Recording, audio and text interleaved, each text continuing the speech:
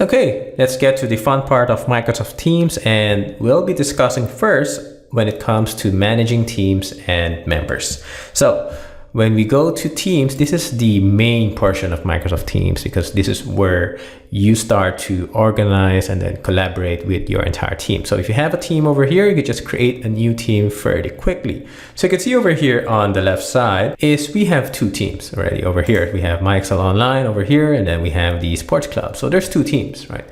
And what we have inside the teams are the channels, but we won't go through in detail yet for this one. We'll be focusing on the teams first. So if you have, let's say, a specific team that you're working with on a project, then creating a new team would be perfect for that, right? It's more of people that you work with continuously over a period of time. So that's perfect for a team. Okay, so what we're gonna do here is for every team, right? There's a general channel that's gonna be created by default. Okay, and then what we can do is we can join or create teams here at the bottom. So you can see here, join or create a team. And what I'll do right now is let's just click. And if there's going to be other public groups over here or public teams over here, it's going to be shown here. Okay, but for now, what we will be doing first is we're going to be creating a team from scratch. Okay, so let's just create team, build a team from scratch. We're good with this. Okay, and we have private or public. So if people need permission to join, then you can create a private group so that you have more control on the team. But if, let's say, it's going to be public, pretty much anybody can join the team. Okay, so for now, let's just go for public, right? And then let's say give the team a name. Let's think about the Excel Fanatics, right? Okay, and then just type in a short description, right? Learn everything about Excel here. Okay, once we're good, just go for create. It's going to be creating the team. And then once you have it set up, right, you'll be able to add members to your newly created team. Okay, so you can type a name, distribution list, or security group. Okay, but for now, what I'll do is let me just add Esther in, right? Okay, let's just click add.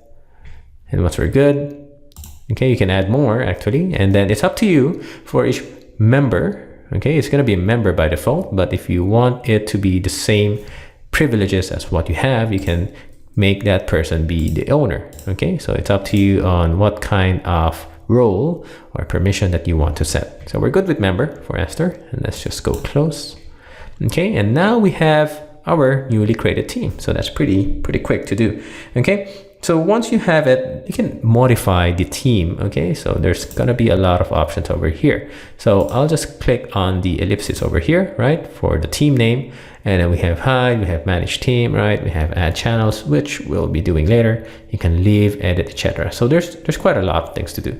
So let's go for manage team just to have a quick look. So we have the members tab over here.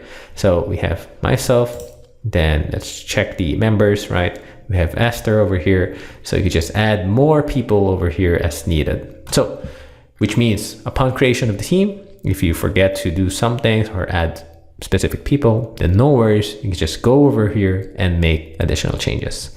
Okay, so let's add another member.